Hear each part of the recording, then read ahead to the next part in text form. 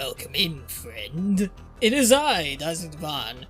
So, I played, just under 2 hours of Cyberpunk 2077, and what do I think of it so far? First impressions. This game looks ridiculously good. Although, unfortunately, it is like 30 FPS this time. Not like the last episode where I captured footage of Mario Kart World in 30 FPS because of how the clipping works. But this time I used my capture card and, well, unfortunately, it's not 60 on there. Okay, there's one part of the game that is 60. It's the menus, but like, yeah, that's kind of like a Kirby situation, sort of. Weird thing to bring up, but anyway. Outside of the frame rate being consistently 30, this game is gorgeous. It's very grimy. It's very punk. It's very cyber, even. And it definitely takes place in 2077, I'm sure of it. I'm sure in the actual 2077, it's gonna totally look like that exactly, even with the low polyness of the entire world. Okay, it's not that low poly, it's just video game, like, high quality graphics. Still not quite matching reality, even in, like, the PS5, PS6. People say a lot of that is reality, it's not.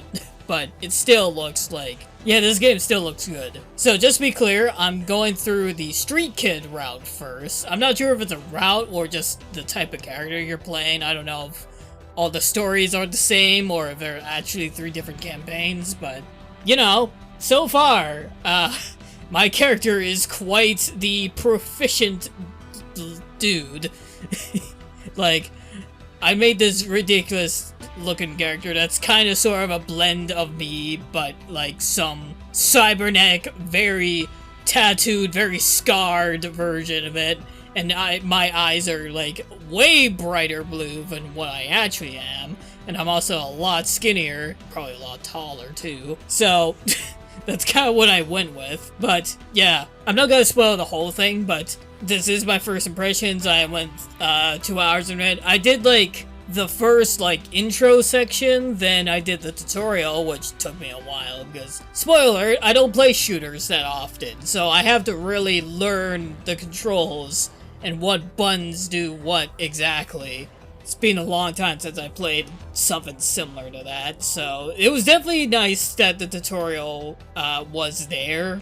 And then the mission after, I did that one too. The mission after was actually kind of nice, for a beginner like me, even though I'm playing on normal difficulty, because a long time ago, I had an uncle that is my dad's brother-in-law, who, wanted me to kind of promise not to exactly go to the easy difficulties all the time. Well, not all the time. He basically said, don't go easy.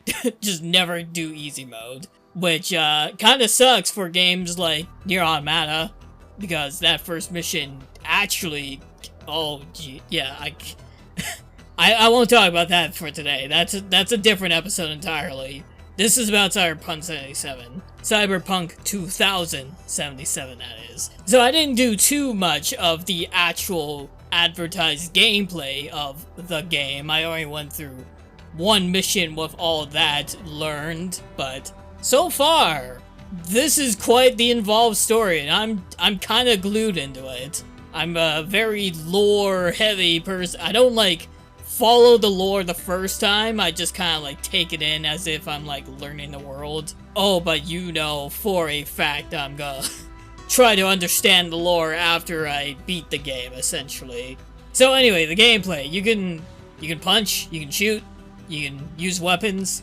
You can also have this hack feature where you can attach to specific devices that are colored green when you do your scanner thing, and you can essentially sabotage a lot of existing stuff, which will distract enemies for you to either sneak by or get the quick kill in, which is a very satisfying move, I gotta say, even though I kind of wish the rumble kind of worked on the Switch 2. Maybe I don't have it enabled. I noticed the Switch 2 Joy-Cons are a little weak, with the rumble. I'm gonna have to look into that. Like, I'm not sure if it's just not enabled in this game, or... I know it's this in Mario Kart World, too, so I think it's definitely some setting that I, didn't enable or something. Or maybe the Switch 2 Joy-Con controllers just don't have rumble, even though I'm pretty sure it did. But yeah, besides that, it's your kind of cover and shoot the guys type deal. I struggled a lot with the gyro stuff. I'm sure quite a few people will appreciate the gyro aiming stuff. It was such a struggle. So much so that I had to rebeat the advanced version of the tutorial just to see what the proper buttons are, so I didn't have to deal with that. And also, I had to turn down the sensitivity of the turning because it was very fast, even though I'm pretty sure that is the speed you should have for later in the game. And I'll probably turn it up by then, but for now, I do like the slower turnaround speed. So that's something I had to tweak. But yeah, outside of that, it's a bit of a weird example, but sort of similar to my experience with Final Fantasy VII Remake. I know, weird comparison, but it's like that kind of 3D game with the walking and stuff, so I'm not, like, blind to the whole thing, but man, it is really... The controls for moving around, at least, are pretty similar, which is good, because I don't have to learn that either. I can just focus on trying to learn how to shoot the enemies, because, surprisingly, that's actually pretty difficult to do. Which is probably a good thing I did that tutorial sequence a few times, just so I can, like, get used to it. So, yeah, I heard this game was bad when it first launched, like, with all these glaring issues and bugs and all that. But I heard stories over time that Project CD Red fixed the game quite a lot. The reason I bought it is because they put it on the freaking card. Yes, there was, like, a day one patch, but you could play it without it, and that is nice.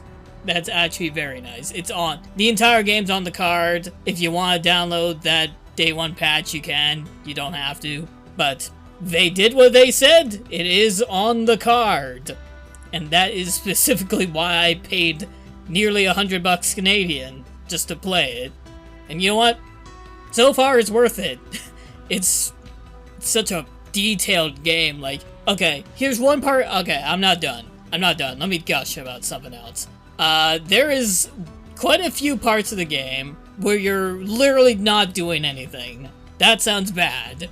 But if you played something like Skyrim, where you're kind of like on that wagon for the first like 10 minutes, it's like that on crack, and yet you're just looking around all these cities and skylines and LCD screens all over the place. It's like an American Japan kind of place.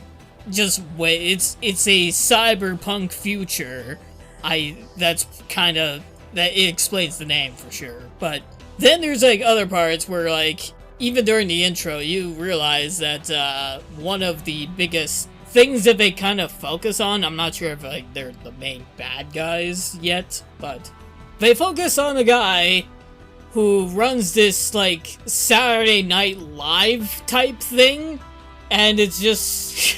that is literally what I'm doing with Jingle Balls. That's very funny to me. I'm literally doing that with one of my OCs for a ROM hack called Crack's New Cafe, as in Kraken Wolf. And yeah, if you didn't know, I ROM hack, which is kind of funny because this game is about hacking certain things to distract enemies, which is, yeah, very cool. But yeah, no, like, you have moments like that. That's kind of why I said, like, this game is gorgeous, because the game really wants you to look at all the scenery when you're, like, taking a break during, like, the missions. And these usually happen, like, either at the end of missions or well, okay, so far, like, they could change it up a lot. Yeah, no, that car ride at the end of the first mission just really goes to show just how freaking detailed this thing is, which is, it's another weird comparison, but it's a similar feeling to driving around in the free roam of Mario Kart World, just exploring and just going to new places, except you're not driving the car. You have no control over this.